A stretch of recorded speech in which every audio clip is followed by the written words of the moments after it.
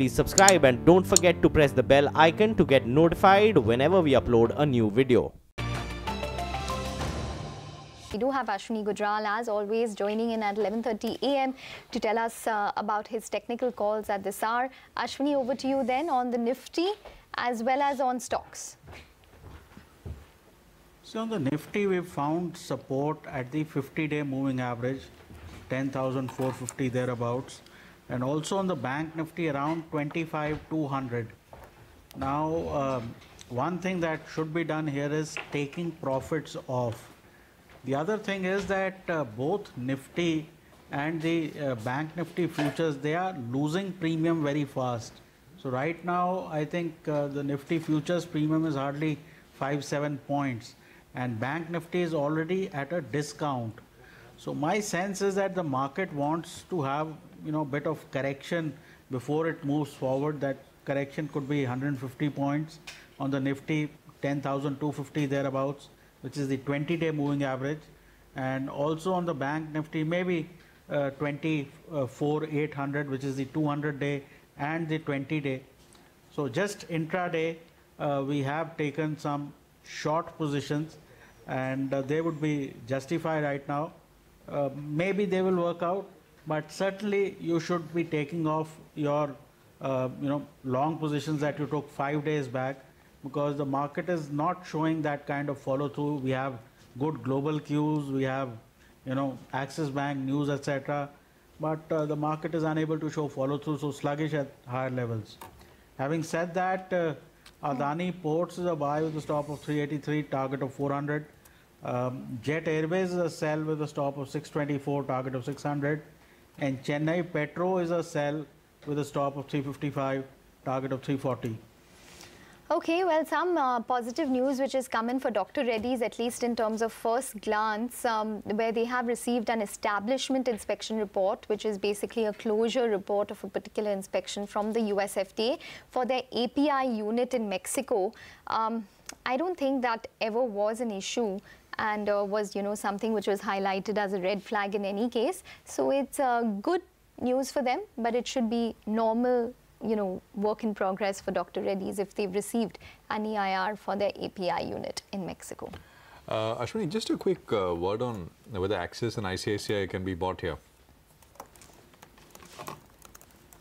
See, obviously things are changing, and if you have the 2-3 month type of view, they can be bought. All declines from here can be bought. Earlier they were sell on rallies. Now they are buy on decline. So any sort of decline that you get on either of these stocks should be used to buy. Obviously, buying something which was up 4% yesterday, 4% today, not the best way of doing things, particularly when there is good news that has just been announced. But from here, both these corporate banks should be bought on decline. Okay, and I just want to add for Dr. Reddy's, this particular Mexico API unit, they had received 0 observations when it was inspected in July 2017. So this is par for course for them to receive this establishment inspection report. But Ashwani, time for some Twitter queries for you then. Ishank wants to buy Apollo Tyres and Yes Bank for a period of 2 to 3 years. Wants to know if these two stocks are a good buy at current levels. See, Apollo Tyres is not the best tire stock. I think a better tire stock is probably Balkrishna Industries, and we are getting some sort of a correction. Both these stocks can be bought at these levels, and maybe Balkrishna you could get 1600, 1650 in a couple of years, maybe more, and Yes Bank maybe 440, 450 is possible. Okay, and we have one more query. Ashwani, Siddharth has 500 shares of Bhansali Engineering, which he's bought at 200. Wants to know if he should hold or sell that stock. See, it's typical, portfolio stock. I don't think taking a call independently is a good way of doing things. But if you just look at the stock on its own, keep a 170 type of stop, and as and when the market resumes its mid-cap rally, you could get maybe even 250, 260. Okay, Ashwani, we speak again in an hour's time. Appreciate you joining in with that perspective. I mean, the mid-cap index is down about 0.25% now. So we're down about 40 points. The Nifty is also just 10 points higher. And the Sensex has got about 56, 57 odd point gain. So coming off. By the way, I mean, you look at the US futures, from the time that we started at 11, there also the markets have come off just a little bit. I mean, shaving off some gains, but they're still up 1%. So the market, as I was saying earlier, is off the highs by quite a bit. Although we got about 16, 17 points on the Nifty, the mid-cap index, which was down 40 points, is down 27. And actually, so in the period that we took that commercial break, there's been a little bit of pickup which has happened, but nothing to really get excited about. We've got some news at the bottom of the screen. This is the CNBC TV18 exclusive, and this is with regards to Monet Ispat, the COC, the Committee of Creditors, voting, which is closed this morning. The proposal has gotten a final nod from banks. Now, what is the proposal and where does this go now? Ritu is joining in with the story. Ritu, morning. Morning, Prashant. Well, just 4 days to go before the 270-day deadline under IBC resolution for Monet Ispat was to end on the 14th of April. This morning, the Committee of Creditors has voted majority in favor of the proposal that was submitted by Aon JSW. Remember, earlier, a couple of months back, Aon JSW was the only bidder and was identified as H1 for Monet Ispat, with its offer 72% roughly haircut that the lenders will now have to take on that 10,000 crore rupee debt. We understand that the offer includes about 2,750 crore rupees in payment to all of the lenders and another 1,050 crore rupees as equity in the company, which the bankers will also be holding, therefore some upside for them to look forward to. But in total, this works out to about 72% haircut that banks will have to take, banks that are led by State Bank of India and IDBI Bank. There were 39, lenders in total in the COC, and only one dissented and two abstained from voting. So this is the final outcome now, 4 days before the deadline ends, and this proposal will now be submitted to the NCLT for the final nod. Okay, all right, Ritu, thanks very much for that. So we're still awaiting the final nod from the NCLT, but if you just look at that stock performance, anyone who bought it a month ago at around 15 odd rupees is going to be sitting on a lot of cash and profit at this point in time. That stock has rallied over 55% on a month-to-date basis. Or rather, the chart is different from what I have on my screen. But nonetheless, at one point in time, the dip was all the way to around 15 odd rupees for Monet Ispat, and currently at around 23 rupees for that one. But the other stock in focus, which we will be talking about in just a bit, would be Axis Bank, and we will have Lata joining in to discuss that in just a bit. I think she's ready to take us through the latest details that she's picking up and her editorial take in terms of what the way forward would be for Axis. Well, this is largely an investor's view. The expected has happened. The CEO has resigned and will end office on December 31. Basically, for an investor, what this means, one, is an end of uncertainty. If this had lingered as a split board verdict and some people backing the current CEO and things like that, it would have been messy. This is a clean exit and end of unpredictability. The second thing is that obviously the outgoing leadership, that is Shikha Sharma, is seen as partly responsible for the quality of the book, the NPAs, as well as for the other run-ins with the regulator in terms of the mistakes that happened during demonetization, with some people caught taking bribes or laundering, or at least alleged to have done that, as well as the divergence between RBI's NPA calculation and Axis's NPA calculation, the results leak over WhatsApp. All these are seen as because of the leadership, and therefore the end of this leadership has been received positively. It's expected, of course, that a new leader will mean a new beginning and better things for Axis Bank. So there has been a rush of buying.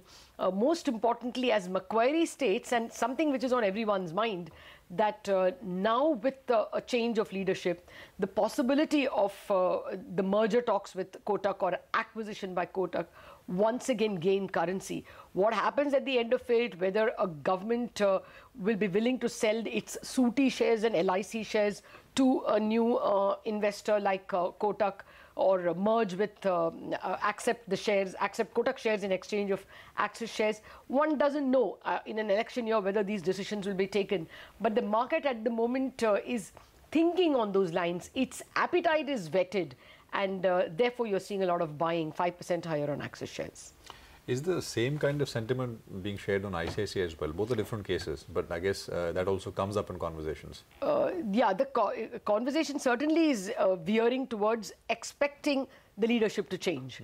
That, there is conversation that there is a split in the board, or the board is rethinking about the unconditional support it gave to Chanda Kochhar, is certainly doing the rounds now. And now with Fitch also mentioning that there is a risk, there is a reputation risk, and it can escalate into something larger if there is some clear action, like, a class action suit, or a CBI arrest, or a CBI FIR. If something precipitates, then the chances of Chanda Kochhar having to resign will be even higher. But it is seen in market circles as now almost inevitable. And therefore, investment banking circles are also talking about Mr. Kotak having two possibilities of merger, ICICI or Axis. No, my actual question was, if that were to precipitate, as you put it, will we see the same kind of reaction we're seeing on Axis today? I think that was what is already being seen.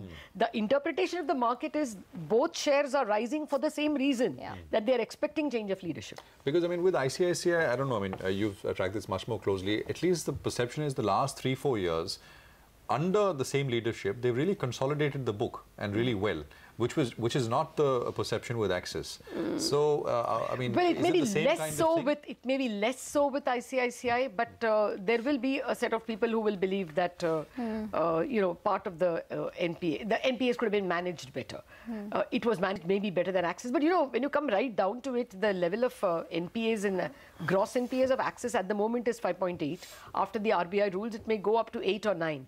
ICICI's is already 8.5, and after the RBI rules could go to 12 or 13. And what about PSU banks? Where are they? I think what is going for ICICI is the fact that they have a lot of good subsidiaries. Correct. Okay, but the other big piece of news that you're tracking, Lata, is that the Rajya Sabha Committee on Subordinate Legislation is all set to meet the Reserve Bank officials on that Feb 12th circular on NPAs. Fill us in on that. Well, actually, what's now emerging from both government and industry sources is that in the previous meeting of the same committee, Subordinate Legislation Committee, Mr. Rajkumar Dhoot, a person who obviously part of the Videocon group, was present in the meeting. Although he's a Rajya Sabha member, he's not a member of this committee. And in a sense, this makes this committee look a little conflicted. This is what some government sources have told us. Separately, what we hear from sources close to the Reserve Bank is that the central bank is in no mood to relent. One, because they do want to clean up, but more importantly on conditions of fair play. First they send the top 12 NPAs to NCLT, then they send the next 30. Now, if you don't send some more, you are guilty of unfairness. So the Reserve Bank will have to, at the most, the NPA rules can be tweaked to give them a month more, or 2 months more, or a quarter more. But this process will have to happen. If unresolved, cases above 2,000 crore will have to go to the NCLT. The central bank is in no mood to tweak that. Okay, all right, Lata, thanks very much for that. So that's the entire update coming in on all the banks. But there is some SIAM data which is flashing on your screen with regards to March. The passenger car sales have been absolutely flat on a year-on-year basis. We have the two-wheeler sales which are up around 18.4%. Remember, this is the entire industry data which is taken in. 17 points on the Nifty, 10,396. Basically status quo. It's not picking up pace on the upside, neither selling off at all. The mid-cap index is down about 24 points, so that also no real big change. Advanced decline, again, it's not worsened, let me put it that way. 1150 stocks lower compared to about 880 stocks which are higher on the NSE.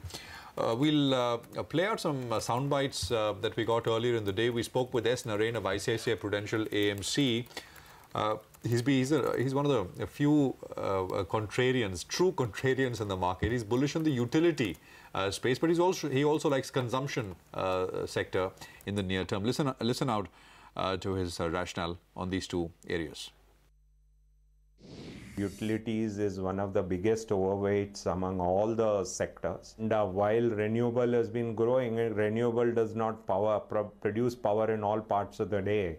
So that's why for us it has been one of our top picks as a sector over the last 1 to 1.5 years. Actually, it hasn't played out in the last 1.5 years to the extent that we thought it would. But I think the outlook for the next 1 year or 3 years or 5 years for the sector look good, because most of the companies which are investment worthy have a very, very good outlook, and there are a number of companies which are not investment worthy, and they will be the people who will give market share away to the investment worthy companies. In the period prior to elections, consumption is a very good theme. And we believe that that theme has a lot of legs over the course of the next 1 year. Having said that, some of the stocks in that theme are not cheap. So, you have to hunt for the cheaper stocks in the theme, because the theme has a very good outlook over the next 2 years. And we have a belief that it is one of the best themes to invest in over the next 2 years. The easy returns in many of the small caps and mid caps have all happened over the course of 2017, and it is time to take a more defensive kind of positioning from a thematic perspective.